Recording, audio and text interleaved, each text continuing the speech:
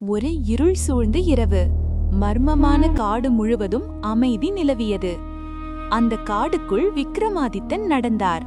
அங்கு ஒரு பெரிய ஆலமரம், அதில் வேதாளம் தலைகீழாக தொங்கிக் கொண்டிருந்தது. விக்ரமாதித்தன் மரத்தில் ஏறி வேதாளத்தை பிடித்து தனது தோளில் தூக்கிக் கொண்டார். அவர் அமைதியாக காடு வழியாக நடந்தார். வேதாளம் சிரித்துக்கொண்டு பேச ஆரம்பித்தது. ராஜா விக்ரமாதித்தா, நான் உனக்கு ஒரு கதையை சொல்கிறேன். ஒரு நாட்டில் ஒரு பெரிய ராஜா இருந்தான்.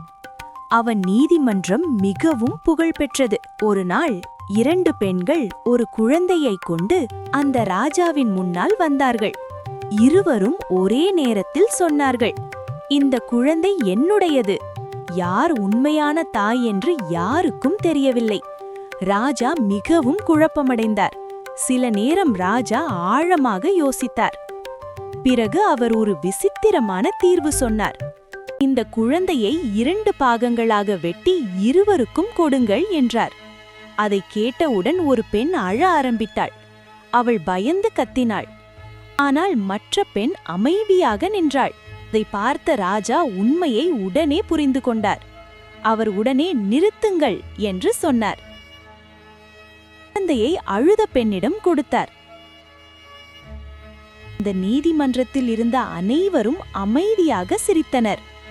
கதை முடிந்ததும் காடு மீண்டும் அமைதியானது. வேதாளம் கேட்டது, ராஜா எப்படி உண்மையான தாயை கண்டுபிடித்தான்? விக்ரமாதித்தன் அமைதியாக யோசித்தார். அவர் சொன்னார், ஒரு உண்மையான தாய் தனது குழந்தைக்கு தீங்கு வரவிட மாட்டாள். அதனால் குழந்தையை காப்பாற்ற நினைத்தவள்தான் உண்மையான தாய். ராஜாவின் பதிலை கேட்ட வேதாளம் சிரித்தது. அது மீண்டும் பறந்து சென்று ஆலமரத்தில் தொங்கியது. விக்ரமாதித்தன் அதை பிடிக்க மீண்டும் சென்றார்.